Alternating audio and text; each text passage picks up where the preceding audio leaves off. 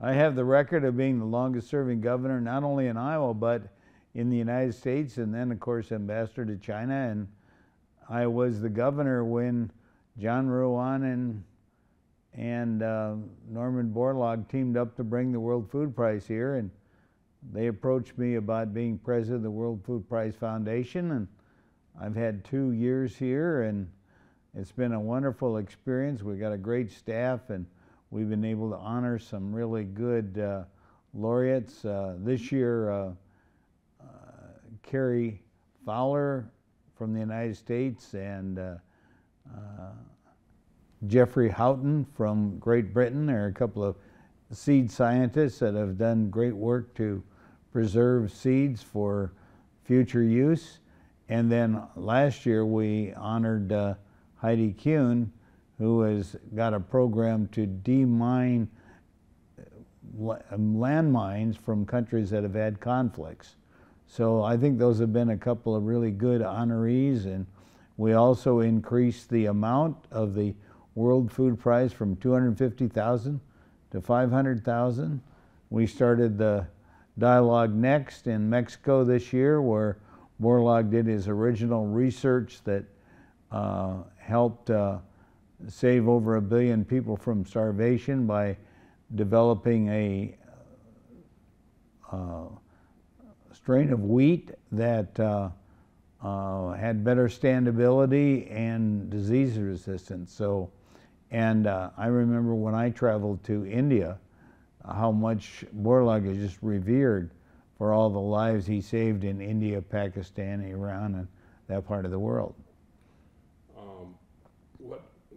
What made you want to take this job? Well, I was governor when Borlaug and Ruan teamed up to bring the World Food Prize to Iowa. And under Ambassador Ken Quinn, it grew, and we moved the ceremony to the Iowa Capitol. And as governor, I had the opportunity to preside over that. And so I was a strong supporter of the World Food Prize and its mission from the get-go when it came to Iowa back in about 1990. And so I was really honored when they asked if I would be willing to be the president and put the focus back on the original concept of honoring Norman Borlaug and the Ruan family that helped endow this wonderful World Food Prize. And I'm just really proud of the progress we made. And this year we had over 1,500 people from 70-some countries that participated in the Borlaug Dialogue. It's really come a long way, hasn't it? It has. And I feel we're in really good shape. We're strong financially and participation. And of course, we've got youth programs now in several states in this country, but also in Europe and Africa. We have countries in Africa and Latin America. So, you know, we are the World Food Prize, and so we want to be able to reach out and make people aware of this throughout the world. And is there any one thing that you're most proud of your tenure here? Well, I'm proud of putting the focus back on Norman Borlaug, who was a farm kid that grew up south of Cresco, Iowa. In fact, one of the things we did is when I got to be here as a president, I asked the staff, how many of you been to the Borlaug farm? Michelle Hussein is the only one that had been there. So we chartered a bus and we went up there. And this year, after the Borlaug Dialogue, we did the same thing. We chartered a bus and we took several people up there, including one of the laureates, Carrie Fowler and his wife, and the other laureate, Jeffrey Houghton's wife. So, frankly, Heidi Kuhn, who was a laureate last year. We were all on that trip, and we had a wonderful lunch up there and got a chance to see the Borlaug farm, the one-room country school that he went to through 8th grade. And then, of course, he went on to high school in Cresco, was one of the founders of the FFA chapter, and he was a great wrestler, and he went to the University of Minnesota on a wrestling scholarship. So that's a little bit about Norman Borlaug that a lot of people aren't aware of. And one of the things I wanted to do is this this humble, hardworking Norwegian farm kid made such a impact on the world. I just wanted people to know more about him, and certainly they do in the countries where he saved so many lives, but we need to do a better job even here in Iowa of making people aware of Norman Borlaug. We have a special day in his honor, but and of course we do the Borlaug Dialogue, which, as I said, this year we had over 1,500 people from 70 countries participate. What do you most admire about Norman Borlaug? I mean, there's probably a lot of things to admire. Well, what he did, his accomplishment was he saw a need to prevent starvation, and he developed a strain of wheat that had better standability and disease resistant, and then he was able to convince people in faraway places like India and Pakistan, who were at war with each other, that they should adopt this. And the result is it saved over 1 billion people from starvation. Borlaug always said, no human being should be deprived of adequate food and nutrition.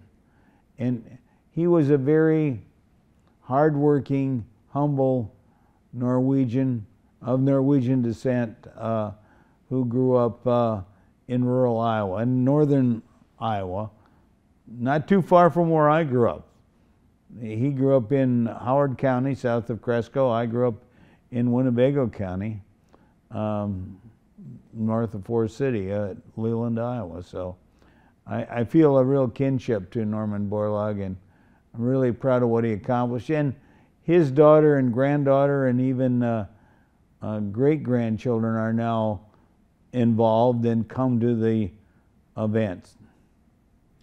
And through the years, I mean, no one can argue that you're one of the state's biggest cheerleaders. What do you love about, over the years, what do you love about advocating for Iowa? And what's it mean for the World Food Prize to be here? Well, of course, I'm a farm kid from Iowa, and I learned real early on to work hard and to listen to people and to work with people, and I'm really proud of what we've done with the Iowa State Fair as well. Through the Blue Ribbon Foundation, we've totally renovated the fair, and that's another opportunity to showcase the talents of Iowans and you know, the great work that goes on here, and the learning that young people have through FFA and 4-H. And we're really excited about the fact that President-elect Trump says he wants to have a 250th anniversary of the founding of the United States, and he wants to highlight the Iowa State Fair as kind of America's fair. Can you imagine if that comes to fruition? I think, well, I am excited about it.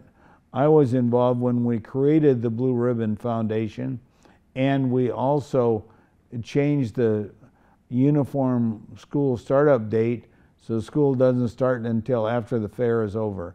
And that has helped increase the attendance, and I can tell you the people on the fair board and the students that are involved with FFA and 4-H really appreciate it. Looking back over the years, all the different positions you've held, which one did you enjoy the most? Oh, governor. It's a great job. And I was governor during the farm crisis of the 80s, and I'm really proud of what we did to diversify the economy, to add value to agriculture, to bring insurance and financial services jobs to Iowa, to get the budget under control. Today, we have the biggest budget surplus in history. We have a very well-managed state. And, you know, Trump is now talking about reducing the bloated federal bureaucracy. Well, I did that in 1986, and Kim Reynolds did it again last year. And government has a tendency to want to grow, and we have a need for leaders that have the courage to find ways to reduce the size and cost of government and focus on services that fit the needs of the people. you have an interesting timeline as far as your first governor run and then Yeah. leaving and And then coming back. Coming back. Yeah, I had a 12-year sabbatical. Well, Yeah. so I left the state in good financial condition with a huge surplus. And then, unfortunately, my predecessor, when I came back, had gotten the state into financial trouble. We had a massive 10% across the board cut. We were facing a $700 million projected deficit. And I had people, well, in fact, a couple of law students at Drake University, Ted Stopulus and Michael Bougelot, they started a movement on Facebook to draft me to run for governor again. They weren't old enough to vote, and Facebook didn't exist when I was governor before, but they got my attention. They got 10,000 people to sign up on this, and I decided to come back, and I had to win a three-way primary and defeat an incumbent governor, but we got things shaped up, and we got the budget balanced, and I'm proud to say that Kim Reynolds was my choice for lieutenant governor. She was chosen by the party convention to be the nominee, and I like to say she's improved on everything I taught her. So she's got the state in the best shape it's ever been. We've eliminated taxes on retirement. We've brought the income tax down to a flat 3.8%, and so Iowa's in the best shape it's ever been. And we've also increased job opportunities and diversified the economy. So I'm really proud of what's been done, and a lot of it is I've been a mentor to a lot of the people that are now in key positions, and I want to continue to support the governor and the other leaders we have in this state. What was it a hard decision to come back that second time? Yeah, my wife still thinks I'm crazy because I took a 300% pay cut. University presidents get paid a lot more than governors, at least in this state.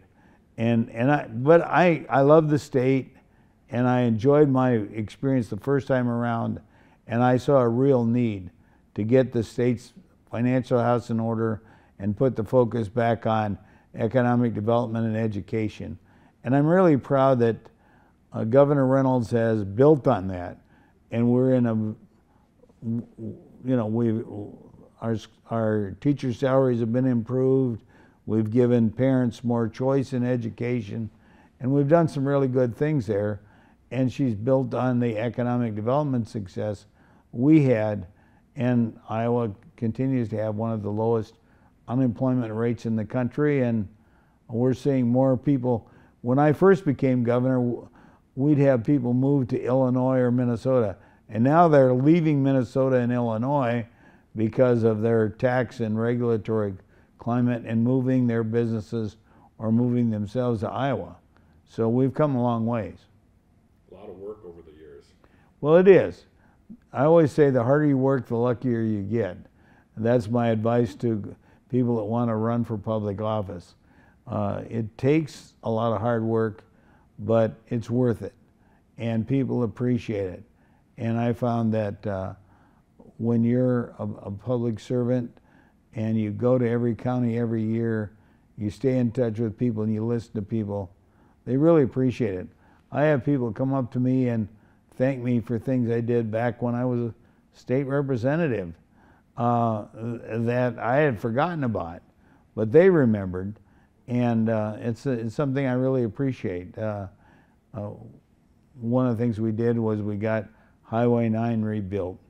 It was a terrible road, and that was an issue that when my first campaign, and the legislature doesn't do it, it's the DOT, but I was able to bring a whole delegation down from that area to convince the DOT when they got a significant amount of federal money that it ought to be moved from the bottom of the 5-year plan to the top.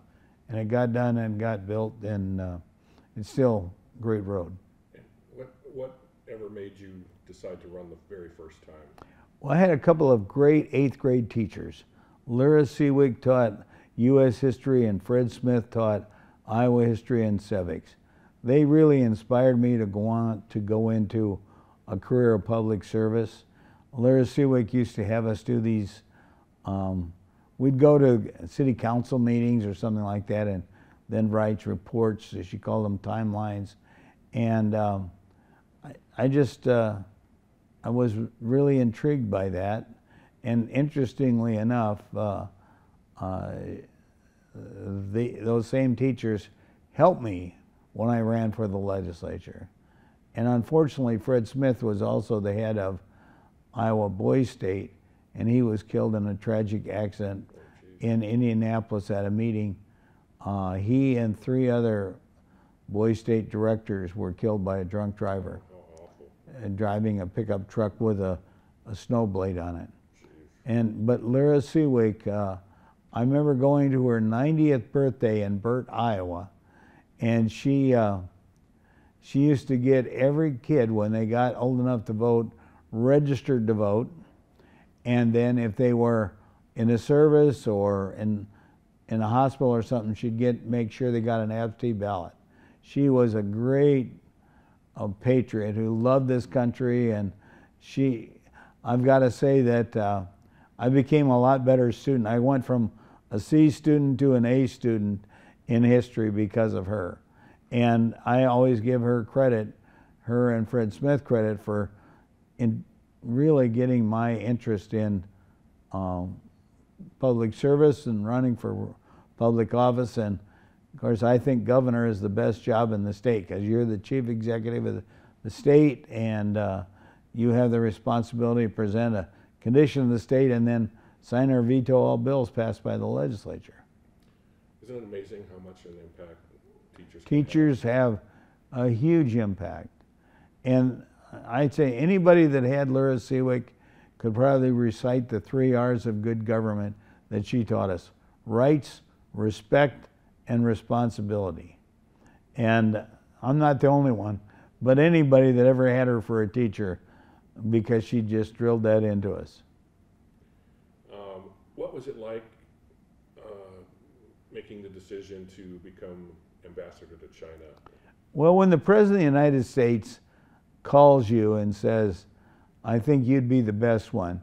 In fact, Donald Trump called me at a meeting of new governors, and of course I was an old governor, but I was there. They have experienced governors go to these meetings to kind of advise the new governors. And we were in Chantilly, Virginia, and I had stopped in DC to tell the transition team, which was Reince Priebus and Mike Pence. And I told him, yeah, I might have an interest, but I got to work this out with my family. I get a call from Donald Trump the next day, and he says, there are 13 people who want to be ambassador to China, but I think you'd be the best. And I had been, of course, the governor that hosted Xi Jinping in his first trip to America, and so I said, well, I've got to work this out with my family, but I'm going to go on a economic development trip to New York next week, and my wife and I would be glad to meet with you. And interestingly enough, when he made the request, he asked my wife, do you want to do this? She said yes, and he says, you've got it. And that was the way it happened. So it was kind of an interesting experience, but you know, obviously China is our biggest rival in the world, second biggest economy, and so when the President of the United States asked you to take on that, and I also felt really good because Kim Reynolds and I had worked together for more than 6 years, really as partners, and I felt I'm leaving the state in good hands. Yeah. And she's done a great job. So I'm glad I did it. And the Chinese people are not, we may disagree with their government or some of their government's policies, but the Chinese people have a great work ethic. They're very committed to education. They're very family oriented. So Chris and I had a good experience in China. Even though we were there at a difficult time when COVID started and all of that, we still really have a great deal of respect for the Chinese people. So let's talk about the retirement. Why now? Well, I just had a birthday, and you know, I feel like I don't necessarily want to have a full-time job where I need to go to work every day. I'm still going to do some consulting, and I'm still going to be involved in supporting charitable things. We do something called the Hunger Summit here, the World Food Prize. I'm really proud of that, and I want to continue to support other charitable causes. I'm the co-chair of the Hoover Presidential Library Museum in West Branch and many other things. YSS, I just visited their new facility up in Cambridge, and so my wife and I have been successful, and we especially want to contribute to and give back to charities as well as to our church. And going forward, when the people of Iowa hear the name Terry Branstad, what do you want them to think about? Well, I want them to think that I was a hardworking, honest, conscientious governor who went to every county every year and listened to people and enacted policies that made a real difference to revitalize and strengthen the Iowa economy and left the state in good financial condition. Awesome. And any regrets over the years? Everyone has regrets, but... Well, you know, when you make a mistake, the best thing to do is learn from it and correct it when you get the opportunity. And yeah, I made many a mistake, but I'm really proud of the fact that we did what we thought was the right thing, and if we found there was a problem or an error that we'd made, we tried to correct it on a timely basis.